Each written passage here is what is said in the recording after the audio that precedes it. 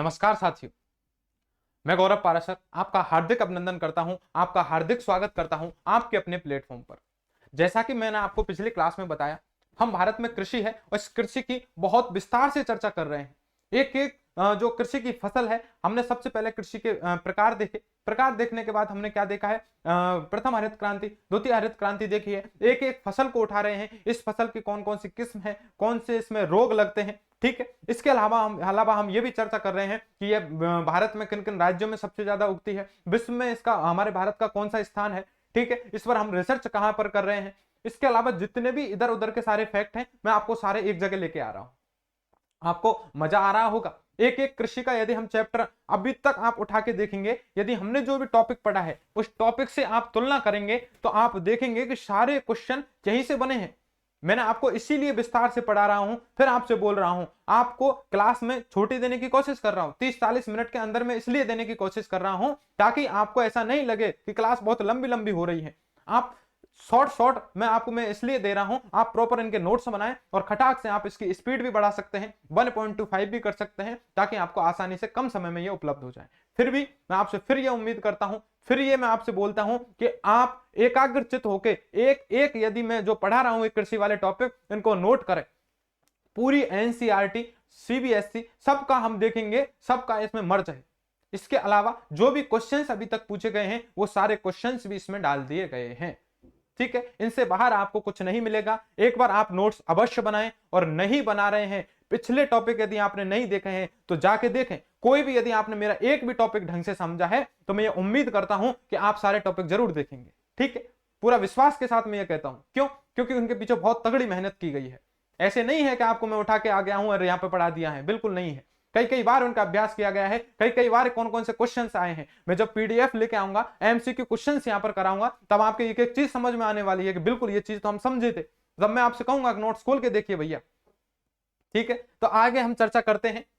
मैं पिछली क्लास का थोड़ा सा बता देता हूं कि मैंने आपको क्या पढ़ाया था।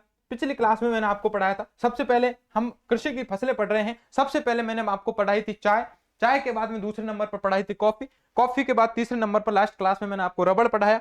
रबड़ का बाद हमने देख लिया था भैया तंबाकू कहां कहां उत्पादन होता है। ठीक है, तंबाकू के बाद मैं आज बात करता हूं गन्ने की। ठीक है, तंबाकू के मैं बात कर लेता हूं 5वें नंबर पर गन्ना।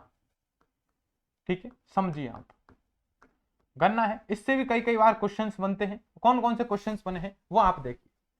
सबसे पहले तो मुझे आप ये बताइए कि इसका क्वेश्चन है वो विश्व के संदर्भ में मैंने जो ज्यादातर देखा है वो यही है कि निम्न में से चीनी का कटोरा किसे कहा जाता है।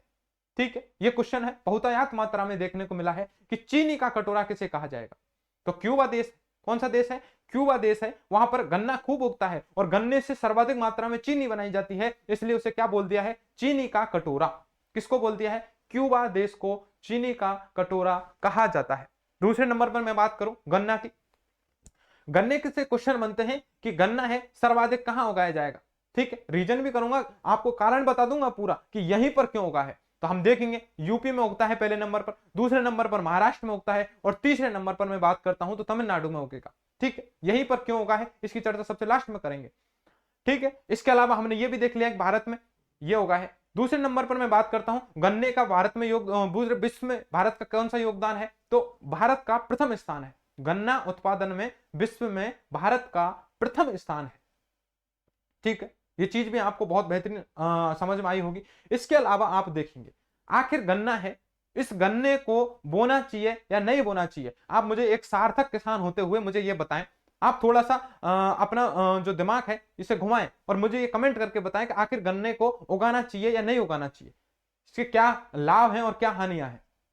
ठीक, आप मुझे, मैं आपको 10 सेकंड का समय दे रहा हूं, आप मोटे मोटे तौर पर 2-3 लाइन लिख सकते हैं। ठीक है, तब तक आप समझिए। गन्ना है, मैं बात करता हूं गन्ने की फसल यदि हमने बोई है, किसी किसान ने गन्ने को यदि बोया है, तो आप ध्यान रखिए यदि उसने एक बार बो दिया है तो 5 साल तक उसे गन्ने बोने की आवश्यकता नहीं है। जी हां, गन्ने को बो दिया है, फिर नीचे से काटेंगे, उसके निचले वाले हिस्से को रखेंगे थोड़ा सा, फिर वो गन्ना उग जाएगा। इस प्रकार आप देखेंगे 4-5 साल तक गन्ने को क्या आराम से एक बार बोने के बाद इसको काम में लिया जा सकता है, इससे लाभ उठाया जा सकता है। लेकिन गन्ने के ये तो हुआ लाभ, हानि क्या हुई है? गन्ने के लिए सबसे पहले मिट्टी में कोई चीज चाहिए तो आवश्यक रूप से चाहिए, वो चाहिए होता है चूना। ठीक है, मिट्टी में क्या चाहिए होता है? चूना। और यदि मिट्टी में चूना है तभी गन्ना उगेगा। अब आपने लगातार फसल में जो खेत में बो दिया है गन्ना, ठीक है, लगातार एक बार बो दिया 5 साल तक, फिर 5 साल, फिर 5 साल, फिर 5 साल और लगभग आपने कम से कम 30 40 50 साल से आप क्या करते आ रहे हैं? गन्ना, लंबे समय से लगातार ही गन्ना करते आ रहे हैं।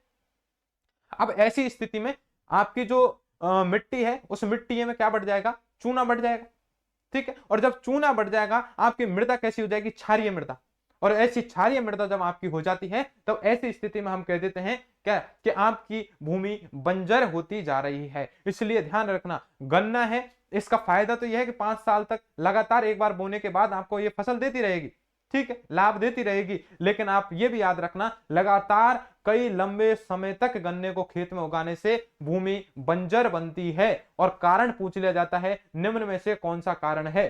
तो आपको याद रखना है चूने की मात्रा बढ़ना। या चूने की मात्रा बढ़ेगी, या ऐसे भी आ सकता है ऑप्शन में कि क्षारीयता बढ़ जाती है। ठीक है, तो चूने की मात्रा बढ़ जाएगी या क्षारीयता बढ़ जाएगी, इस प्रकार ये भूमि को क्या बनाती है? बंजर बनाती है। ठीक है, इसके अलावा मैं गन्ने की बात कर लेता हूं कि गन्ना है, ये गन्ने है, ये कहां कहां उगने वाला है। तो गन्ने के लिए मैं देखूंगा सबसे पहले तो इसके लिए बहुत आवश्यक चीज है, वो है पानी। किसकी आवश्यकता है? पानी की आवश्यकता है। ये एक सिंचित फसल है, गन्ने के लिए सिंचित फसल है, पानी की आवश्यकता होती है। इसलिए मैं आपको बताने वाला हूं, विश्व में भारत में पहले नंबर पर यदि गन्ना उगता है तो मैंने आपको यूपी बताया है। और यूपी में आप देखेंगे मैंने आपको बहुत नदियां विस्तार से पढ़ाई है, जिनमें सबसे महत्वपूर्ण नदी, भारत की सबसे लंबी नदी गंगा नदी पढ़ाई थी। 2525 किलोमीटर इसकी लंबाई मैंने आपको बताई थी। ठीक है, इसकी मैंने आपको बताई है कि जो भारत, ये जो गंगा नदी है, ये गंगा नदी है, इसकी सहायक नदियां हैं कई सारी यूपी में। ठीक है, जिनमें गंगा नदी की सबसे मुख्य नदी तो है यमुना नदी। तो यूपी में तो पानी बहुतायत मात्रा में है, और जब बहुतायत मात्रा में पानी है तो आप मुझे बताइए, पानी है प्लस में वहां पर धूप भी चाहिए होती है, तो तापमान भी इसके लिए उपयुक्त मिल जाता है। तो ऐसे क्षेत्रों में, ठीक है, आर्द्र क्षेत्र भी मिल गया और उष्ण कटिबंधीय क्षेत्र भी मिल गया। तो आर्द्र क्षेत्र प्लस उष्ण कटिबंधीय क्षेत्र यदि दोनों जहां पर मिल जाएंगे, ऐसी सम परिस्थिति यदि बन जाएगी तो वहां पर गन्ना आसानी से उग जाएगा। ठीक, तो हम देखेंगे कि गन्ना है सबसे पहले नंबर पर कहां हुआ? यूपी में। दूसरे नंबर पर मैं बात कर लेता हूं महाराष्ट्र में। तो महाराष्ट्र में आप देखेंगे वहां पर भी सेम स्थितियां हैं। ठीक, इसके अलावा नीचे तमिलनाडु में चले जाइए, तमिलनाडु में भी ये सेम परिस्थितियां आपको मिल जाती हैं। इस प्रकार वहां पर गन्ना क्या है? आसानी से उगाया जा सकता है। ठीक है, इसलिए अब मैं बात करता हूं गन्ना पर रिसर्च सेंटर कहां खोला गया है। तो गन्ना है, इस पर रिसर्च सेंटर है। यहां से 2 बार क्वेश्चन बना है और दोनों बार आंसर अलग अलग मान लिए गए हैं। आप इसमें चिंता में पड़ने वाले हैं यदि आपने ध्यान से नहीं सुना। तो मैं बात करता हूं गन्ना पर रिसर्च सेंटर जो खोला गया है। सबसे पहले आपको करना है कौन सा? एक तो आता है कोयम्बटूर तमिलनाडु। कौन सा?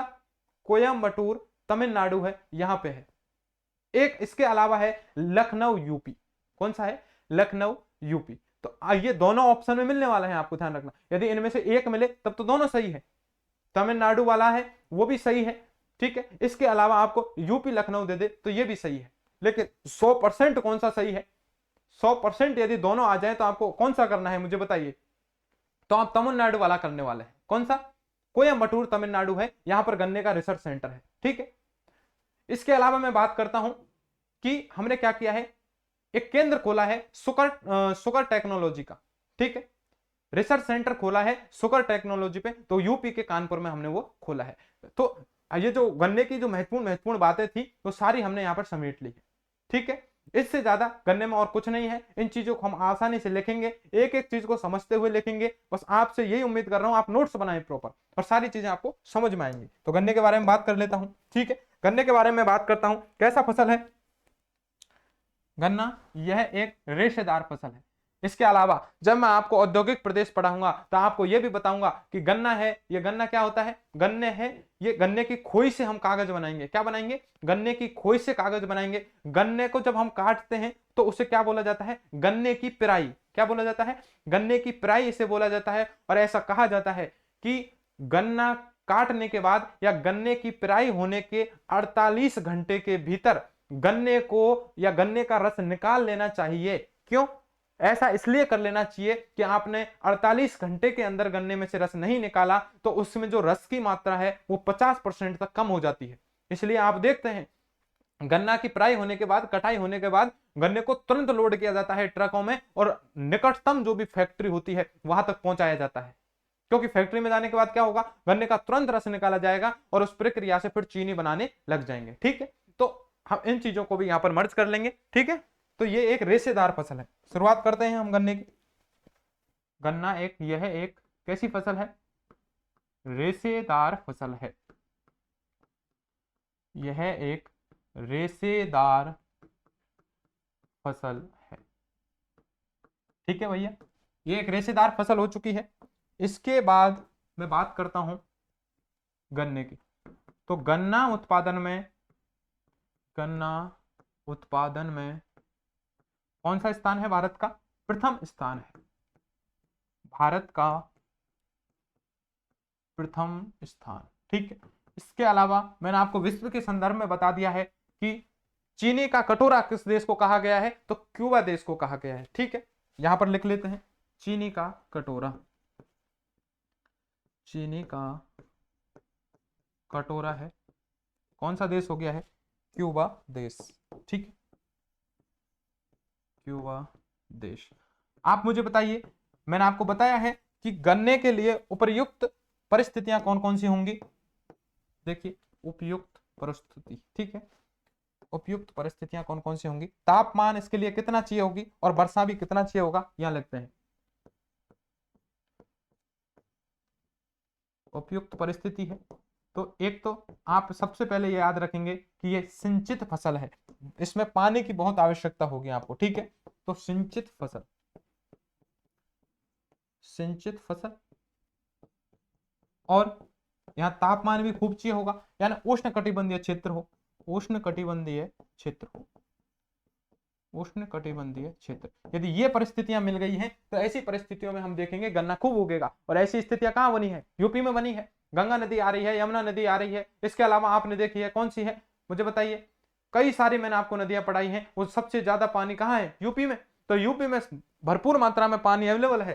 ठीक है, तो वहां पर हो जाएगा। प्लस में उष्ण कटिबंधीय क्षेत्र है तो सबसे ज्यादा गन्ना उग जाएगा। इसके अलावा एक क्वेश्चन मुझे बहुत ये आप मैंने देखा है कि इसमें ज्यादातर जो देखते हैं बच्चों को डाउट होता है, और वो डाउट क्या है? सबसे ज्यादा उत्पादन तो होता है यूपी में, लेकिन वहीं पर आप देखेंगे तो क्वेश्चन ये बनेगा कि प्रति हेक्टेयर उत्पादन की यदि दृष्टि से देखा जाए तो सर्वाधिक उत्पादन गन्ने का कहां होता है? मुझे बताइए आप, प्रति हेक्टेयर उत्पादन की दृष्टि से देखा जाए तो गन्ने का सर्वाधिक उत्पादन है वो किस राज्य में होता है? ठीक है, और यहां पर मैं आपको बताने वाला हूं, यहां पर इन चीजों को लिखेंगे, तब तक आप मुझे कमेंट करके बताएं। और ये प्रति हेक्टेयर से मतलब क्या है ये भी मैं आपको समझाने वाला हूं। ठीक है, तो उपयुक्त इसकी परिस्थितियां देख ली हैं। आगे हम लिखते हैं भारत में गन्ना उत्पादन में अग्रणी राज्य, गन्ना उत्पादन में अग्रणी राज्य। और हम देखते हैं अग्रणी राज्य कौन कौन से हैं हमारे गन्ना उत्पादन में। तो सबसे पहले नंबर पर मैं बात करता हूं यूपी है। पहले नंबर पर कौन सा है? यूपी। दूसरे नंबर पर है महाराष्ट्र। ठीक है, और तीसरे नंबर पर है तमिलनाडु। ठीक है, ये हमने लिख लिया है। तो हमने देख लिया रेशेदार फसल है, गन्ने उत्पादन में भारत का प्रथम स्थान है, चीनी का कटोरा क्यूबा देश को कहा गया है, ये एक सिंचित फसल है और उष्ण कटिबंधीय क्षेत्र में उगते हैं। और ऐसी परिस्थितियां यूपी में बनी है, महाराष्ट्र में बनी है और तमिलनाडु में बनी है। ये चीजें हम समझ चुके हैं। इसके अलावा मैं लिखता हूं अनुसंधान केंद्र, गन्ने का अनुसंधान केंद्र, गन्ने का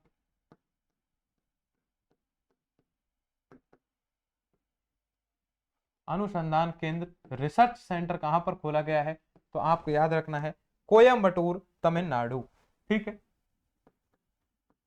कोयम्बटूर, या तो आपको कोयम्बटूर तमिलनाडु ऑप्शन में मिलेगा, यदि ये नहीं मिले तो आपको करना है लखनऊ, लखनऊ यूपी। ठीक है, लखनऊ, और ये लखनऊ कहाँ है? यूपी में है। ठीक है,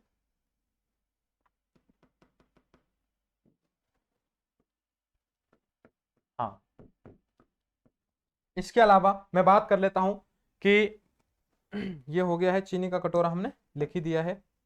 देखिए, गन्ना, मैंने आपको बताया था गन्ने को एक बार बोने के बाद 5 साल तक आपको गन्ने बोने की आवश्यकता नहीं है। एक फसल है इसकी, लगातार आपको 5 साल तक क्या देगी, फसल देने वाली है।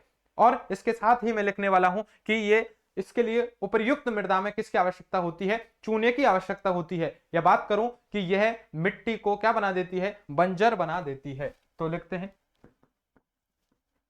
गन्ने की फसल मृदा को बंजर बना देती है। ठीक है, बंजर बना देती है। लेकिन कब बना देती है यह भी याद रखना, लंबे समय तक बोने तक। ठीक है, ऐसा नहीं है एक बार बो दिया आपने बंजर भूमि हो जाएगी, ऐसा नहीं है। लंबे समय तक यदि आपने बोया है खेत में, तब की स्थितियां हैं ये। ठीक है, इसके अलावा मैं बात करता हूं गन्ने के बारे में। इसके अलावा आप बात करेंगे तो गन्ना है, गन्ने की फसल को, मृदा को यह क्या बना देगी, बंजर बना देगी। अनुसंधान इसका केंद्र हमने देख लिया है। और हम गन्ने गन्ने की बात कर लेते हैं। ठीक है, इसके अलावा मैं बात करता हूं, ये हमने देख लिया है, गन्ने में सुक्रोज पाया जाता है। गन्ने में, ये क्वेश्चन भी साइंस में पूछ लिया जाता है कई बार कि गन्ने में मीठापन का कारण क्या है बताइए, तो सुक्रोज है। क्या है, सुक्रोज। तो गन्ने में मीठापन का कारण, और मीठापन का कारण क्या है भैया, मीठापन का कारण है सुक्रोज। क्या है, ये सुक्रोज है, ये मीठेपन का इसमें कारण है। इसके अलावा मैं देखता हूं, नेक्स्ट फैक्ट हम यहां पर लिख लेते हैं। ठीक है, हम देख लेते हैं Indian institute of sugar technology कहां है। Indian institute, Indian institute of sugar technology, sugar, ये Indian institute of sugar technology है, ये कहाँ स्थित है मुझे बताइए। ये है हमारा कानपुर में, यूपी के कानपुर में। ठीक है, यहां मैं लिख देता हूं कानपुर, यूपी में। इसके बाद हमारा लास्ट फैक्ट है जो मैं बताने वाला हूं। मैंने आपको बताया है कि प्रति हेक्टेयर उत्पादन की क्षमता के आधार पर यदि सबसे ज्यादा अग्रणी राज्य देखा जाए तो महाराष्ट्र है। अब ये क्वेश्चन कैसे आया है, गन्ने के बारे में कई कथन थे। मैंने जब ये क्वेश्चन पढ़ा है तो उसमें यह देखा कि कथन दिया था कि जो उत्तर हमारे कौन से हैं, उत्तर भारत के राज्यों की तुलना में दक्षिण भारत के राज्यों में गन्ने की प्रति हेक्टेयर उत्पादन क्षमता अधिक पाई जाती है। और ये कथन देखा तो कथन सत्य है, बिल्कुल। क्यों सत्य है आप समझिए। आपके पास, मैं यहां लिखता हूं, देखिए आप थोड़ा सा समझिए। आपके पास यहां 5 बीघा जमीन है, यहां 5 बीघा जमीन है, और यहां पर आपने गन्ना उगा दिया है। मैं बात कर रहा हूं यूपी की, और एक तरफ मैं बात करता हूं महाराष्ट्र की या तमिलनाडु की, जो भी बात करें अपन। तो इधर मैंने बात कर ली है आपके पास, ये 5 बीघा तो नहीं है, लेकिन अब की बार 3 बीघा ही जमीन है। ठीक है, और यहां पर भी गन्ना उग रहा है, ये देखिए, ये गन्ना उग गया, और यहां पर भी गन्ना उगा है। अब आप देखेंगे इस गन्ने में से, यूपी वाले के में से आपने रस निकाला है, और आपने इधर ये महाराष्ट्र है, तमिलनाडु है, इसमें से रस निकाला है। तो आप देखेंगे एक तो महाराष्ट्र वाला जो गन्ना है वो एक तो मोटा निकलेगा, ठीक है, और उसमें रस ज्यादा निकलने वाला है। आप समझिए, तो इसमें रस की मात्रा ज्यादा है, इसका मतलब इससे चीनी भी बनने वाली है, तो प्रति हेक्टेयर इसकी उत्पादक क्षमता भी ज्यादा है। समझ में आई आपके। तो देखिए, यहां क्षेत्र बड़ा है, सर्वाधिक उत्पादन पूछा जाए तो आपको करना है यूपी, और प्रति हेक्टेयर उत्पादन क्षमता पूछी जाए तो अब आपको करना है महाराष्ट्र। और महाराष्ट्र ऑप्शन में नहीं है तो दक्षिण भारत का कोई भी राज्य आ सकता है, जिनमें महत्वपूर्ण पहले नंबर पर महाराष्ट्र है और दूसरे नंबर पर तमिलनाडु है। ठीक है, ये क्वेश्चन है, ये बहुत इंपॉर्टेंट है, इसको भी यहां पर लिखते हैं।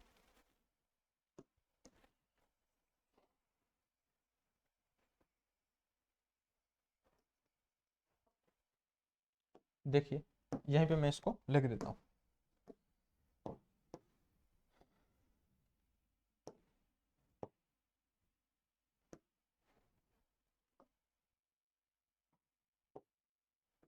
यहां लिखिए उत्तर उत्तर भारत के राज्यों की तुलना में, उत्तर भारत के राज्यों की तुलना में दक्षिण भारत, ठीक है, दक्षिण भारत के राज्यों में गन्ने की प्रति हेक्टेयर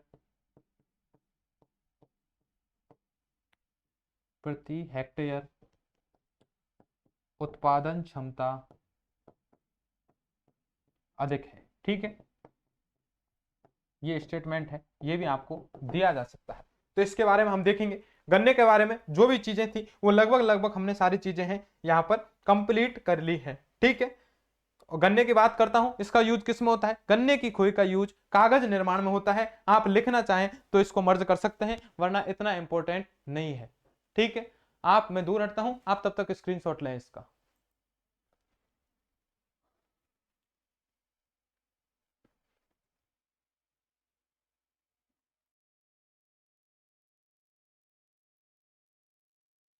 ठीक है, तो हम आगे चर्चा करते हैं। ठीक है, गन्ने को हमने यहां पर देख लिया है। नेक्स्ट में आगे देखता हूं। गन्ने के बाद मैं नेक्स्ट फसल जो लेता हूं वो मैं ले लेता हूं कपास। ठीक है, तो गन्ना कितने नंबर पर लिया है हमने?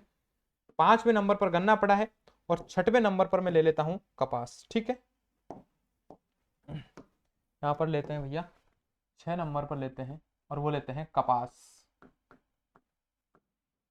सबसे पहले आपको समझना होगा कि कपास किन क्षेत्रों में उगता है। ठीक है, इसको हम लास्ट में देखते आए हैं, क्योंकि आपने जो फैक्ट याद करे हैं पहले उनको बता देता हूं। ठीक है, आपने याद किया होगा कि भारत में कपास सबसे ज्यादा कहां उगता है, तो आपको यह याद होगा कि कपास का उत्पादन है वो काली मृदा में होता है। ठीक है, काली मृदा है कहां पर पाई जाती है? काली मृदा है ये पाई जाती है हमारे दक्कन के पठार में पाई जाती है।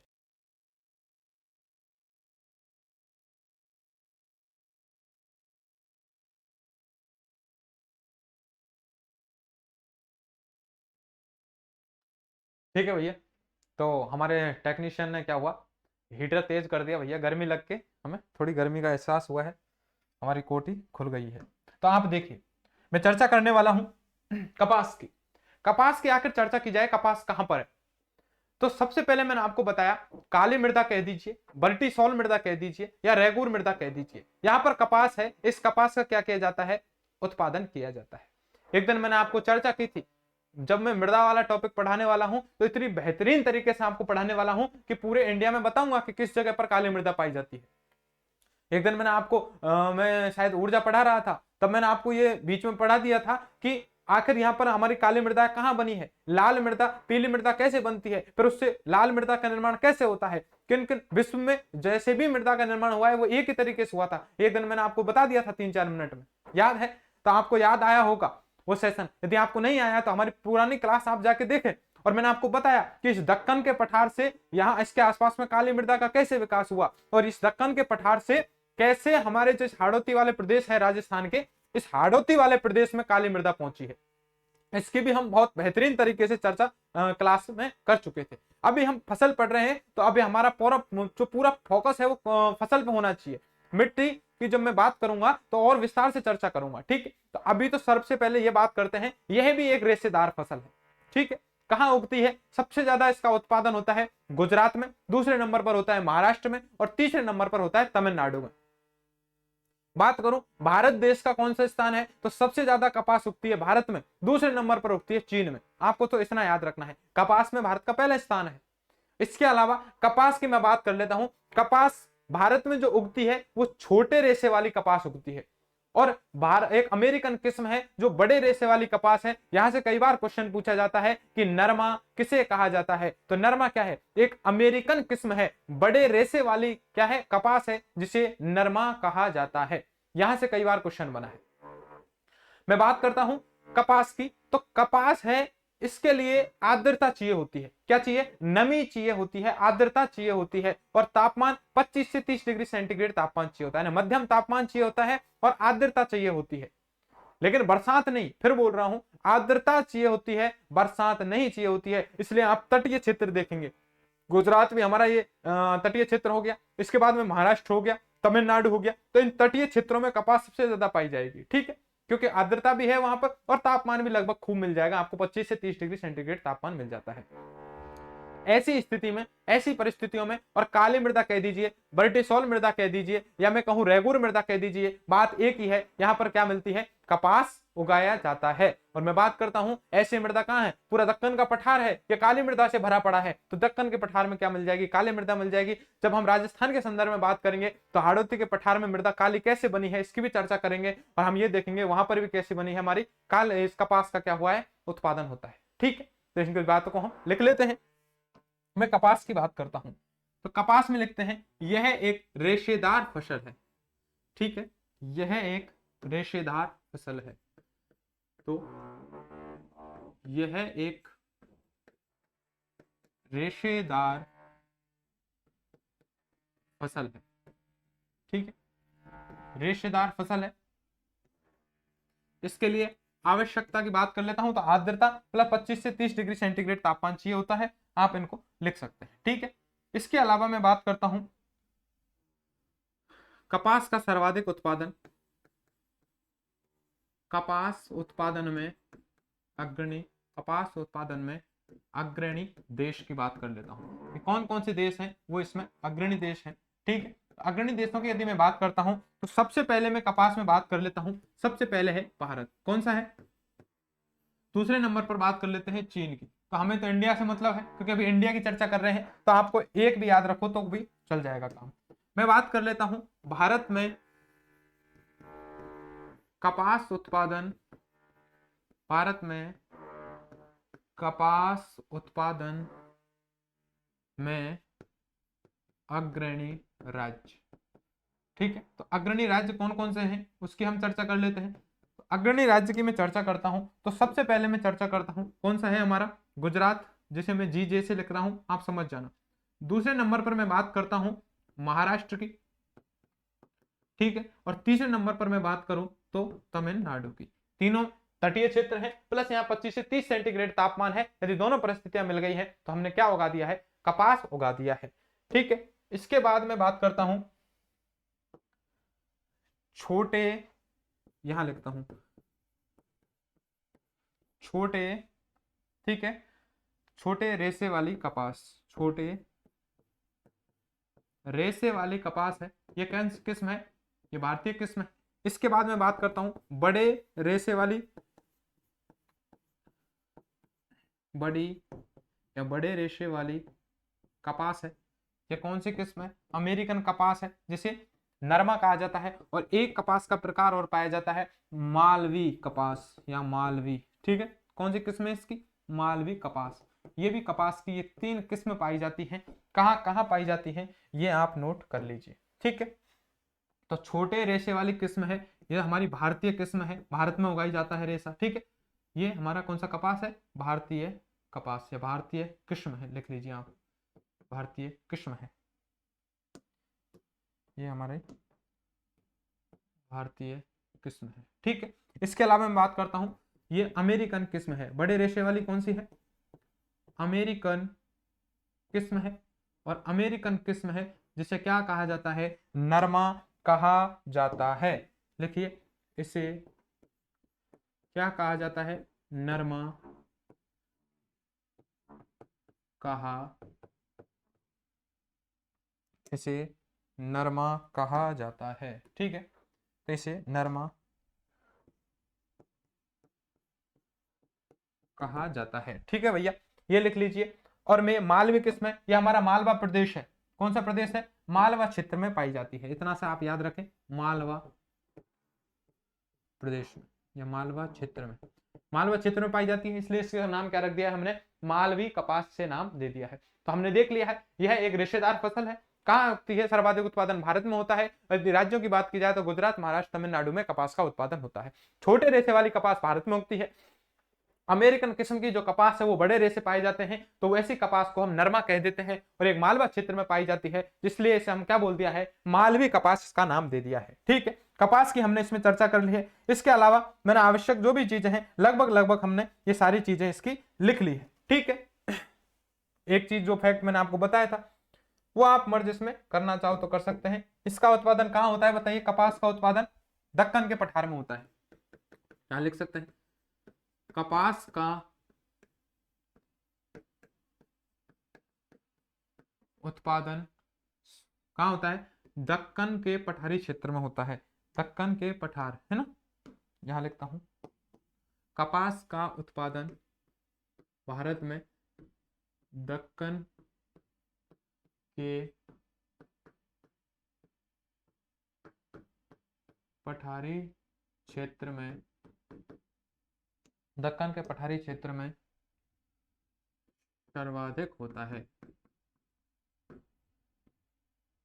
जब मैं आपको भौतिक प्रदेश बताने वाला हूं, आपको बताऊंगा कि दक्कन का पठार है किन किन राज्यों में स्थित है, कैसे महाराष्ट्र में, गुजरात है, ठीक है, इनके पास में बात करूंगा इसमें कहां कहां पर ये फैला हुआ है, दक्कन के पठार की कौन कौन सी विशेषताएं हैं, इसमें काली मृदा पाई जाएगी। ठीक है, इसमें मैं बात कर लेता हूं, काली मृदा पाई जाएगी। इसके अलावा मैं दक्कन के पठार के ऊपर आपको यह बताने वाला हूं कि दो पर्वत हैं, सतपुड़ा है, विंध्याचल है, उनके बीच में कैसे जो भ्रंश है घाटी का निर्माण हुआ है, वहां से हमारी नर्मदा नदी निकली है, ताप्ती नदी निकली है, यही आगे जाके ज्वार नदमुख का निर्माण करती है अरब सागर में। एक एक की विस्तार पूर्वक चर्चा करूंगा, पूरे मैप में आपको चित्र बनाऊंगा कि यहां पर दक्कन का पठार है, यहां तेलंगाना का पठार है, यहां विंध्याचल है, यहां सतपुड़ा है, यहां मालवा का पठार है, ठीक है, यहां दंडकारण्य का पठार है, यहां मैं बात करूंगा कि जो झारखंड का पठार है, यहां पर मैं बात करूंगा तो मेघालय का पठार है, जहां गारो खासी जयंतिया की पहाड़ियां हैं, यहां पर हिमालय है, यहां नदियां हैं एक एक की, यहां मीजो की पहाड़ियां हैं, यहां मिश्मी की पहाड़ियां हैं,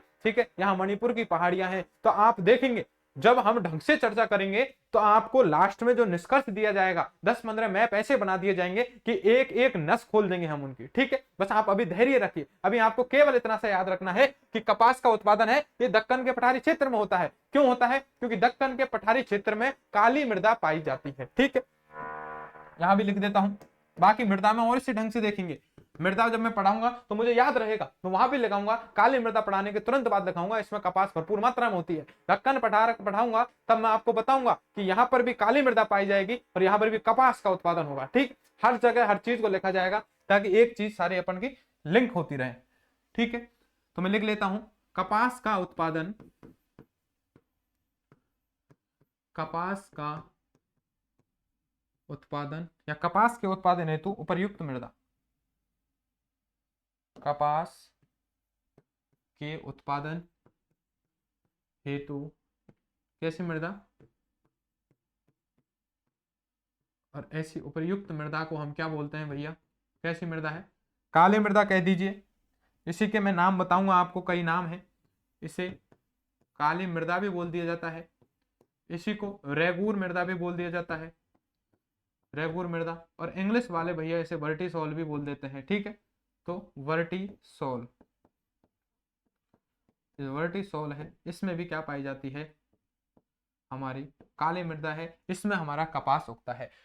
एक बात आप याद रखिए, मैंने जब कपास के कई सारे क्वेश्चंस में देख रहा था, ठीक है, तो क्वेश्चंस में मैंने एक देखा, किसी स्टेट के एग्जाम में ये क्वेश्चन पूछा गया था कि 100 सेंटीमीटर से अधिक वर्षा वाले क्षेत्रों में क्या कपास का उत्पादन नहीं होता है। ठीक, तो वहां स्टेटमेंट था कि 100 सेंटीमीटर से अधिक वर्षा वाले क्षेत्र में भी कपास उगाया जा सकता है, और वह स्टेटमेंट बहुत गलत था। ठीक है, आप ध्यान रखना, इसके लिए आर्द्रता की भले ही आवश्यकता है, लेकिन 100 सेंटीमीटर से अधिक वर्षा वाले क्षेत्र हैं जहां पर अत्यधिक मात्रा में वर्षा होती है, वहां पर कपास उगेगा नहीं, वहां पर कपास उगेगा नहीं। आखिर ऐसा क्यों? ऐसा क्या रीजन है कि कपास, तो देखिए जब भी कपास हमारा क्या होता है, तैयार होता है खेत में, कपास बनके एकदम तैयार हो गया है, तो जो हमारे किसान भाई हैं वो दुआ करते हैं, हे इंद्रदेव आप क्या कीजिए, अपनी मेहरबानी कीजिए और दूर दूर तक आप बरसात तो दूर, केवल और केवल बादल भी आसमान में मत लाइए। ऐसा क्यों? क्योंकि कपास के लिए यह शर्त है कि जब आपकी कपास तैयार हो रहा है तो कपास के लिए धूप खूब हो और बिल्कुल आकाश स्वच्छ होना चाहिए, तभी आपके लिए ये जो कपास है ये आपको सुरक्षित हाथों में आ सकता है। ऐसी स्थिति में यदि बरसात की संभावना बनी है तो आपकी कपास एकदम चौपट हो चुका है, आप समझिए। तो कपास के लिए वर्षा की आवश्यकता नहीं है, कपास के लिए भूमि में आर्द्रता होनी चाहिए और तापमान होना चाहिए। ठीक है, तो आप इस बात को लिख सकते हैं। तो क्या लिख सकते हैं आप, 100 सेंटीमीटर से अधिक बरसात वाले क्षेत्रों में कपास का उत्पादन नहीं होता है। ठीक है, इस बात को लिखें और एक इस बात को भी लिख लें ताकि कोई भी आगे पीछे क्वेश्चन आ जाए तो कपास के उत्पादन हेतु या कटाई के समय आकाश स्वच्छ होना चाहिए। ठीक है, दो चीजें हैं, बहुत इंपॉर्टेंट है, तो यहां लिख लेता हूं मैं।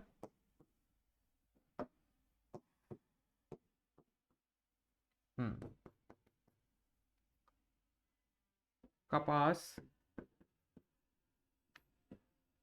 का उत्पादन 100 सेंटीमीटर वर्षा 100 सेंटीमीटर से 100 सेंटीमीटर से अधिक 100 सेंटीमीटर से अधिक वर्षा वाले 100 सेंटीमीटर से अधिक वर्षा वाले स्थानों पर संभव नहीं है। ठीक है, संभव नहीं है। ठीक है, इसके अलावा मैं क्या लिख सकता हूं, इसके अलावा मैं लिख सकता हूं कि कपास है, इस कपास के जो फूल है ये पकते समय आकाश कैसा होना चाहिए, स्वच्छ होना चाहिए। तो यहां लिख लेता हूं,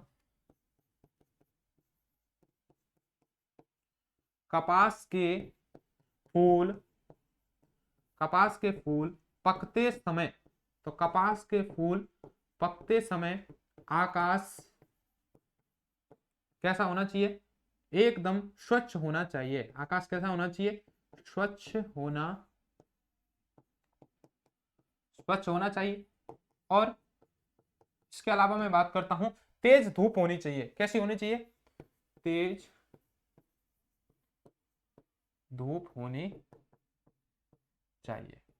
इस प्रकार हम देखते हैं इस सेशन में हमने ढंग से और विस्तार पूर्वक चर्चा की है। सबसे पहले हमने चर्चा की थी किससे पे, सबसे पहले हमने देखिए रबड़ की चर्चा की थी, रबड़ की चर्चा कर ली थी। रबड़ के बाद हम देख के आए थे तंबाकू भी हमने विस्तार पूर्वक चर्चा की थी। इसके बाद में बात करता हूं, हमने बात की थी तंबाकू की, तंबाकू के बाद गन्ना लेके आए।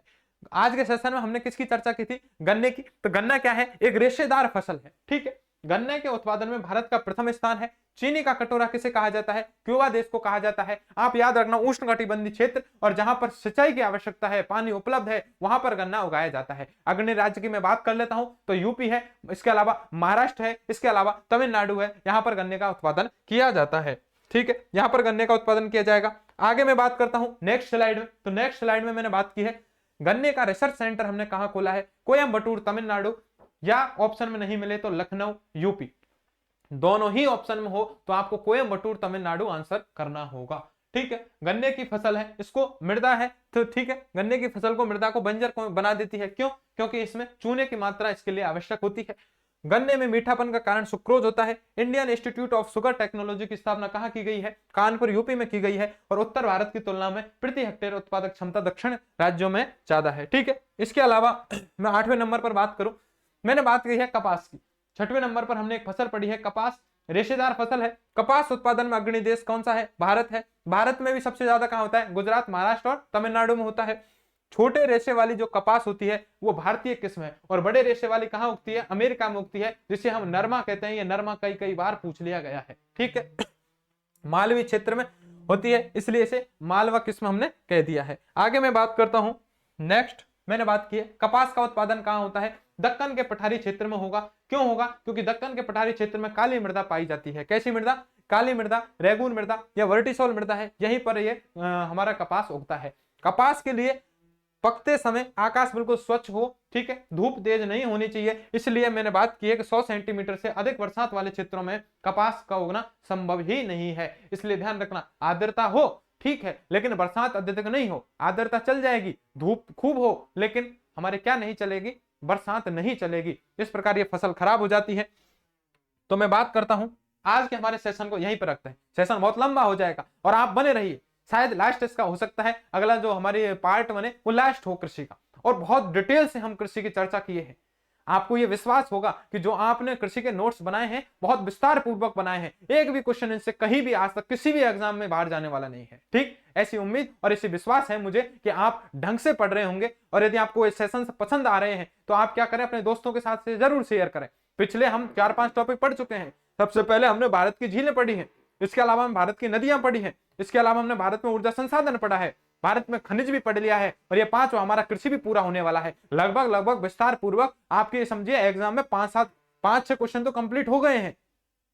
ठीक है, ज्योग्राफी जो भी आपके 10-12 क्वेश्चन का वेटेज है, आधे क्वेश्चन की ज्योग्राफी आप तैयार कर चुके हैं। लेकिन मैं आपको ये विश्वास दिला रहा हूं, मैं जब भौतिक प्रदेश पढ़ाऊंगा तो भौतिक प्रदेश को इतने विस्तार से, इतने सुदृढ़ तरीके से आपको पढ़ाने वाला हूं कि आपके जो भी ये अभी तक जो जितने भी टॉपिक हुए होंगे इन सबका रिवीजन दोबारा से उधर होने वाला है। तो आप एक बार इनको रिवाइज करते रहें, दोस्तों के साथ जरूर शेयर करें इसे, ताकि आपके दोस्त भी इसका लाभ उठा सके। ठीक, तो आप बने रहे मेरे साथ। नेक्स्ट पोर्शन में हम कृषि वाले को शायद समाप्त कर दें। ठीक है, तो इसी आशा, इसी उम्मीद के साथ कि आपको अच्छे से समझ में आ रहा होगा, एक एक चीज आप ढंग से समझ रहे होंगे, आप अपने नोट्स बना रहे होंगे और आपको सारी चीजें समझ में आ रही है, ऐसा मैं मान करके आज की क्लास को यहीं विराम देता हूं।